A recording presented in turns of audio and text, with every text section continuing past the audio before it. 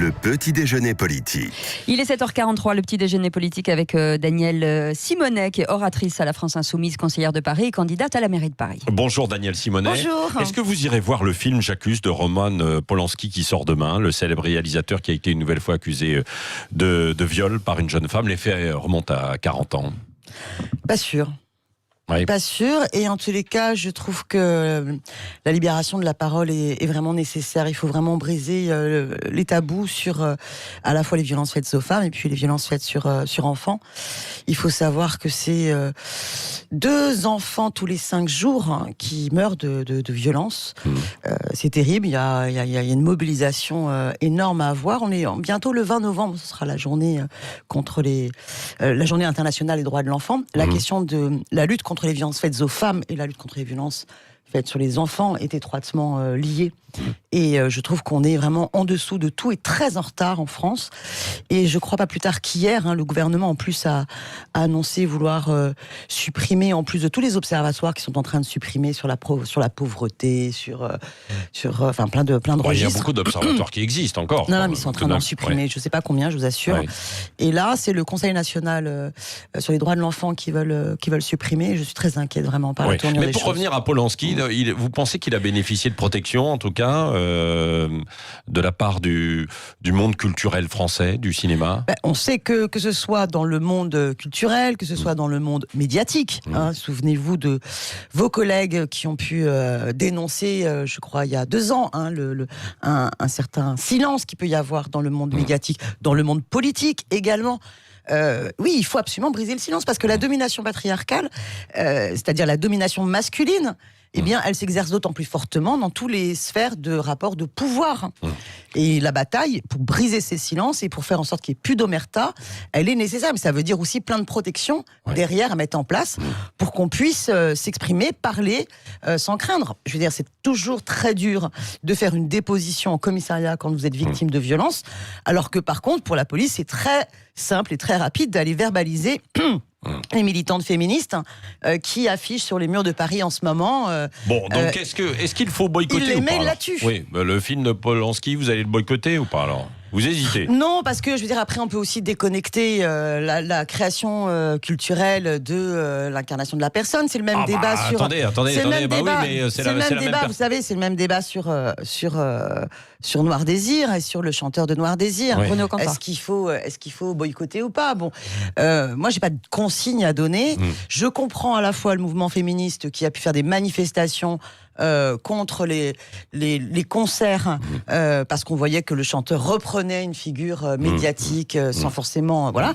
Et puis je comprenais aussi ceux qui sont attachés au droit, à la justice, et qui étaient dire il a payé, la justice mais là, a été rendue. En l'occurrence, Polanski, c'est différent. Polanski, c'est différent parce que de fait la justice n'a pas eu lieu. Voilà. Le port de l'étoile jaune, l'étoile juive, dimanche, lors de la marche contre l'islamophobie, vous ne regrettez pas d'y avoir participé quand même? Alors vous savez, à chaque fois, il faudra trouver donc des polémiques. Vous savez, moi, mon premier engagement, c'est un engagement antiraciste. Non, mais mon premier engagement, c'est l'engagement antiraciste. Et la main touche pas mon pote. La force du symbole, c'était justement de lier la main de Fatma et l'étoile jaune. C'était ça le symbole. Cette manifestation, elle était importante. Et quand, selon les estimations, parce qu'évidemment, il y a toujours la bataille des chiffres entre les uns qui disent 17 000 et puis les autres qui disent qu'on était 40 000. Moi, j'ai trouvé que c'était une manifestation en tous les cas très populaire, très forte. Et l'écrasante majorité était donc là pour dire le racisme anti-musulman, la haine anti-musulman, ça suffit.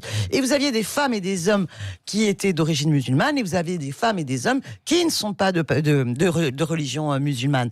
Et on faisait peuple, et c'est ça la République, c'est de faire peuple à chaque fois qu'il y a des attaques racistes sur certains d'entre nous. Et j'oublie pas, quand j'étais à la manifestation pour Mireille Knoll, qu'on a subi la violence d'une autre extrême droite, l'extrême droite de la Ligue de défense juive, du Bétard, de ces extrémistes-là. Et pourtant, si c'était à refaire, je retournerais dans la manifestation de lutte contre l'antisémitisme. Donc, si vous n'allez pas dans ces manifestations-là, pour le coup, vous laissez que les intégristes en défenseurs. Mais hors de question. Moi, je combattrai toujours toutes les formes de racisme. Oui, il y a plus ou moins des intégristes, ou en tout cas des gens qui... C'est bien pour ça que je vous le dis. C'est bien pour ça que je vous le dis. Bah oui. Je vous le dis, qu'il s'agisse des manifestations qu'on a pu faire contre l'antisémitisme, ou la manifestation contre le racisme anti-musulman, je ne nie pas la présence d'intégristes que je combats. Mais justement, je ne leur laisse pas le terrain. Et donc, nous allons sur ces manifestations. Bon, mais c'était une erreur quand même, un dérapage, l'étoile jaune, non ? Alors, vous avez pas mal de personnes qui ont dit mais c'est tout à fait un autre symbole, c'est pas l'étoile de David, c'est pas le même nombre de branches, ouais. De branches. Enfin, quand même, l'image était très claire, quoi. Moi, je ne l'avais pas vu dans la manif et je me le serais pas collé. Mais j'oublie pas, et je trouve très bien que le symbole du touche pas à mon pote était justement le lien entre les deux. Mais pour certains, ils ne veulent pas reconnaître que, par exemple, l'extrême droite française a troqué son antisémitisme pour un anti-musulman. Voilà. Et ils ne veulent pas comprendre la place structurelle de ce nouveau racisme dans notre société. Même si, en fait, c'est juste un nouveau masque pour le racisme anti-arabe, anti-noir. Bon, parce que la discrimination à l'embauche, ça vous a pas dérangé, la discrimination à l'embauche, ça reste une discrimination. Daniel Simonet, à la Ouakbar, ça vous a pas dérangé non plus ? Oui. À votre avis, ça m'a dérangé ou pas ? Oui. À votre avis. Moi, je ne vais pas dans une manifestation religieuse. Je suis allée dans une manifestation de lutte contre le racisme. C'était toute l'ambiguïté. La Marseillaise, ça vous a dérangé, la Marseillaise ? Moi, ça m'a pas dérangé, la Marseillaise. Et j'ai trouvé ça très fort que toute la manifestation, chante la Marseillaise. Parce que justement, c'est une affirmation que nous faisons peuple républicain. Alors, que chacun prenne ses responsabilités. Moi, ça m'avait aussi beaucoup dérangé qu'on se fasse virer par une petite extrême droite et que personne dans la manifestation de Mireille Knoll ne s'en offusque dans les rangs politiques officiels qui étaient présents ce jour-là. Il y a une réunion aujourd'hui sur les listes communautaristes. Est-ce que vous êtes contre ces listes ? Mais à ce moment-là, il faut aussi être... Non, mais je vous pose la question directement avant de venir c'est un vrai débat. Que ce soit la question des listes communautaires. Vous savez, il y a eu un débat à un moment donné sur les listes du Front National, faut-il les interdire ou pas ? Puisque c'est des listes, c'est un parti ennemi de la République. Est-ce qu'on accepte qu'ils se présentent aux élections et qu'ils perçoivent donc des financements des contribuables alors que c'est un parti ennemi de la République ? De toute façon, on ne brise pas le thermomètre. On ne brise pas la température en brisant le thermomètre. La vraie question, c'est comment est-ce que on lutte contre les extrêmes droites et contre les intégristes de toutes origines. Extrême gauche aussi, non ? Non, c'est pas du...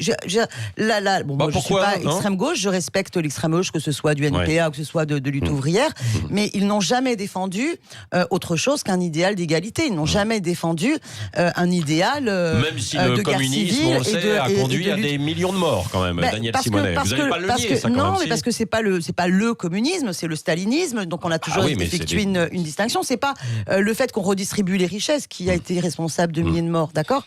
Par contre, oui, la volonté d'organiser des guerres civiles internes, en fait, et de faire croire qu'il y a un bouc émissaire et qu'il y a une partie des citoyens, du fait de leurs origines ou de leurs orientations religieuses, contre qui il faut se battre. Donc c'est un problème. Vous n'êtes pas contre ? Non, moi je pense que la bataille, elle doit se faire sur le champ des idées, et des convictions. Et c'est comme ça qu'il faut faire. Oui, l'ancien footballeur Vikash Dorasso vous rejoint pour votre candidature à la mairie de Paris. Alors il dénonce le fait qu'Anne Hidalgo n'ait pas de tête de liste de couleur noire. Vous, c'est fait ? Mais on aura des candidats et des candidates à l'image justement de la diversité du pari populaire. Et que ce soit au niveau des origines, que ce soit au niveau des professions. Moi je suis fière de pouvoir vous dire que sur nos listes, on aura à la fois des chauffeurs de taxi, des kiosquières, mais aussi des institutrices, instituteurs. On aura toutes les professions. Et quand je me souviens de ces propos de Villani qui m'ont choqué en disant, où il disait qu'il se vantait d'avoir une vraie diversité pour travailler sur le programme, et là il enfilait quoi ?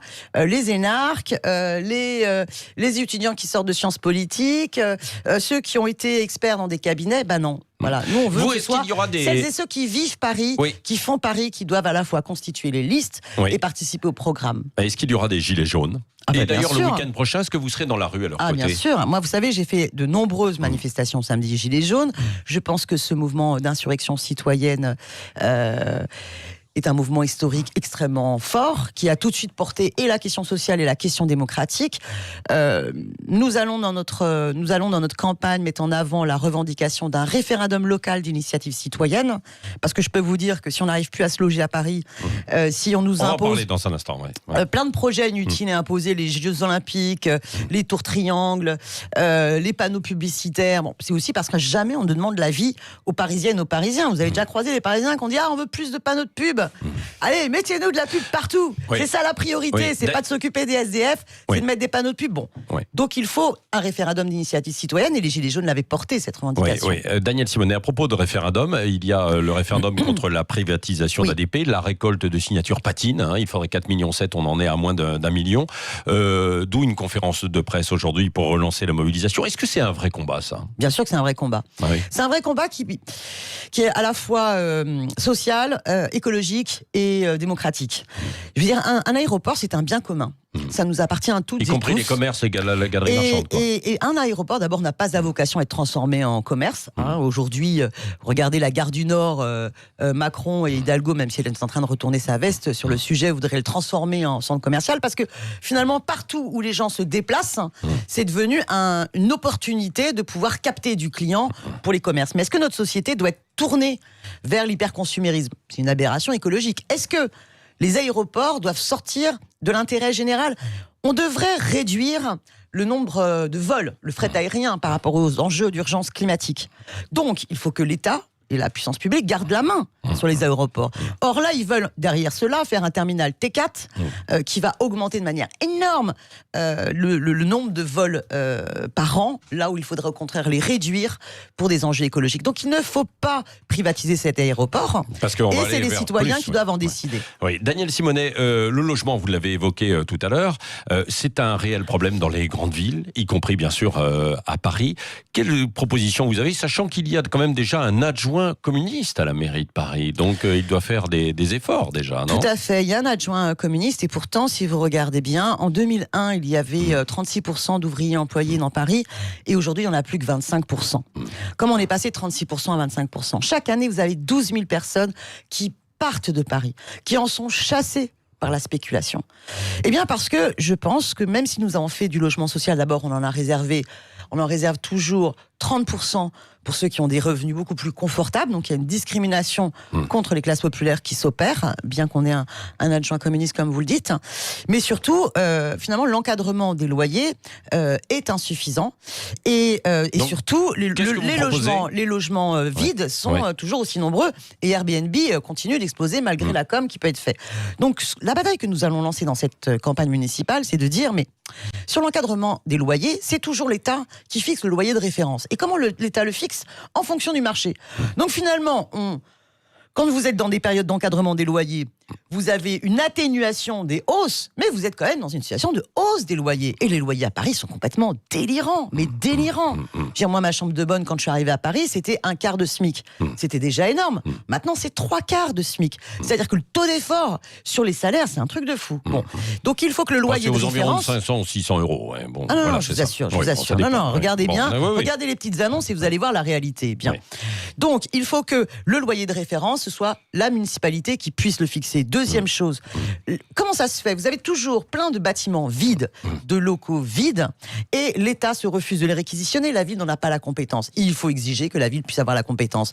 Mais le problème, c'est que la ville de Paris, elle n'a jamais cherché à organiser un rapport de force où ce soit les Parisiennes et Parisiens qui exigent ce nouveau droit. Donc on va faire un référendum d'initiative citoyenne locale à Paris, dans tous les arrondissements, pour exiger cette double compétence sur la baisse des loyers et la réquisition des logements vides. 30 secondes, le mot de la fin, Cécile Ménibus, Daniel Simonet. Je reviens sur les enjeux écologiques qui incitent les Parisiens à prendre les transports en commun, sauf que vous avez vu que le Figaro titrait ce matin que que le métro était totalement asphyxié. Et c'est quoi les solutions en fait ? Mais le travail sur la dépollution, il va falloir enfin le prendre à bras-le-corps et pas mépriser les questions de santé environnementale. Mais regardez le scandale sur la contamination au plomb. Je veux dire, on n'a toujours pas pris la mesure d'urgence qui est de mettre la cathédrale sous cloche et de faire un vrai travail de contamination profond. Résultat, quand vous avez eu sur le RERB Gare Saint-Michel, les syndicalistes qui ont exigé qu'il y ait une décontamination parce qu'ils s'étaient rendus compte du problème. Eh bien, dès que la décontamination au plomb a été faite à Saint-Michel, comme le reste sur l'île de la Cité n'a pas été fait, on réouvre la station Saint-Michel. Le soir même, on se retrouve dans la même contamination. Donc, ce gouvernement est en train de mentir et la ville de Paris est complice du mensonge gravissime sur la question de la contamination au plomb, avec la complicité d'une adjointe santé écologiste. Eh bien, il faut absolument qu'on entende les associations et les scientifiques qui nous disent il faut mettre la cathédrale sous cloche et faire une vraie décontamination au plomb. Oui, merci Danielle Simonet, oratrice de la France Insoumise, conseillère et candidate à la mairie de Paris. Et décidons.paris, n'hésitez pas à signer. Et dans quelques instants, Elisabeth Lévy sera avec nous, 7h58, c'est le Grand Matin Sud Radio. 5h-10h, le Grand Matin Sud Radio.